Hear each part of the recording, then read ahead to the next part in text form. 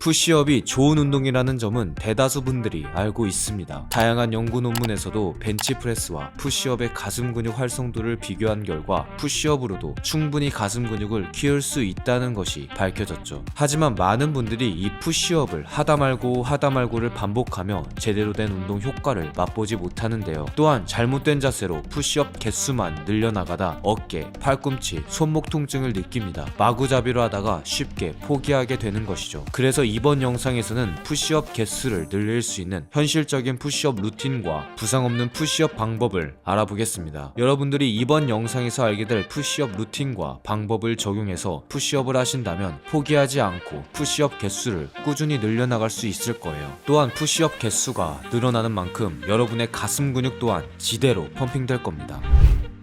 많은 분들이 푸시업 자세를 못 잡고 여러 관절에 통증을 느낍니다. 특히 푸시업 개수가 늘어날수록 손목뿐만 아니라 어깨, 팔꿈치 관절에 데미지가 쌓이게 되는데요. 이러한 부상을 방지하기 위해선 푸시업 전에 몸에 열을 내줄 필요가 있습니다. 실제 두 가지 연구 논문을 살펴보면 본 운동 전 몸에 열을 내주는 워밍업이 부상을 방지하고 운동 수행 능력을 높여준다고 밝혀졌습니다. 푸시업 또한 웨이트와 다를 게 없습니다. 정자세 푸시업은 본인 체중의 약 70%를 들어 올려야 하는 운동이죠. 만약 본인 체중이 80kg라면 80kg의 70%인 56kg를 들어 올려야 합니다. 그렇기 때문에 웨이트와 마찬가지로 몸에 열을 내주는 워밍업 동작을 해줘야 부상 없이 안전하게 푸시업을 할 수 있습니다. 워밍업은 벽 푸시업, 니 푸시업으로 몸을 달궈줄 수 있는데요. 과도한 피로물질이 쌓이지 않도록 2에서 3세트 8회 정도 가볍게 수행해줍니다. 이처럼 최대한 가볍게 워밍업을 해주면 푸시업 보는 동시 가동 범위 또한 충분히 가져갈 수 있어 가슴 근육의 펌핑감을 확실히 느끼는 데에도 효과적입니다. 워밍업은 너무 과도하게 하지 않는 것이 중요합니다. 만약 푸시업 정자세 한 개도 어려운 분들은 가만히 서서 몸을 스트레칭해주는 정적 스트레칭보단 몸을 계속해서 움직이는 동적 스트레칭으로 몸을 가볍게 풀어주시면 됩니다. 그리고 본 세트는 인클라인 푸시업 또는 니 푸시업으로 수행해주면 되죠. 워밍업으로 몸을 충분히 달궈줬습니다. 그럼 푸시업 개수를 늘릴 수 있는 푸시업 자세 바로 알아보시죠.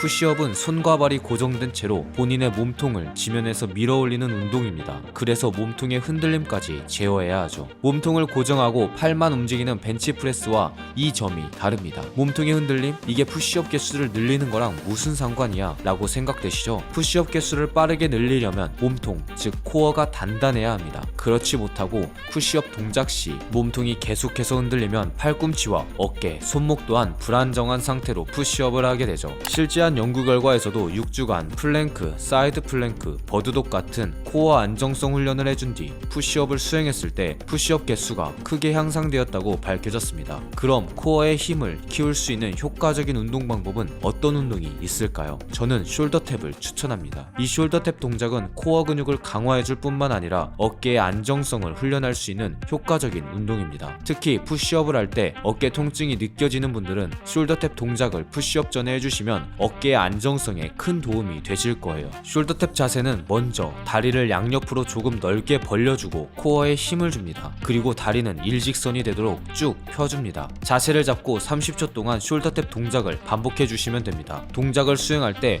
엉덩이가 처지지 않도록 코어 힘을 단단히 주고 탭 동작을 반복해야 합니다. 또한 숄더탭 동작은 느리게 하게 되면 더 강력하게 코어와 팔 근육 그리고 어깨까지 단련시킬 수 있는데요. 자신의 운동 수행 능력에 맞게 속도를 조절해가면서 30초 동안 수행해 보시기 바랍니다. 시간 틈틈이 이 숄더탭 동작만 해줘도 코어가 단단해져서 푸시업을 할 때 점점 몸이 가벼워지는 것을 느낄 수 있을 거예요.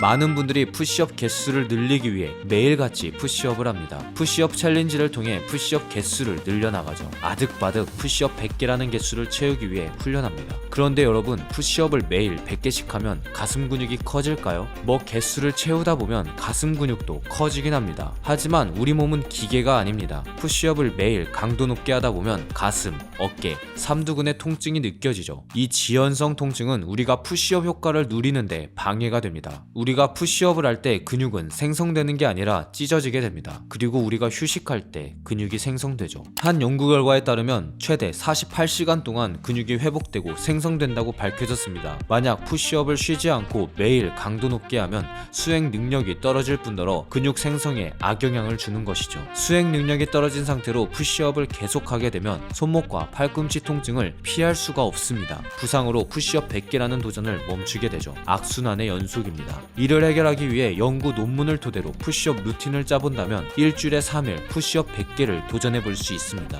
월요일 푸시업 100개, 화요일 휴식, 수요일 푸시업 100개, 목요일 휴식, 금요일 푸시업 100개, 토일 휴식, 이런 식으로 루틴을 만들 수 있죠. 이처럼 충분한 휴식 속에서 푸시업 100개를 꾸준히 수행하면 여러분의 몸은 점점 더 두툼해질 것입니다. 푸시업 하는 날은 달력에 표시해두고 매일매일 체크해보세요. 한 달, 두 달이 지나 달력을 보면 뿌듯함과 엄청난 쾌감을 느낄 수 있을 거예요.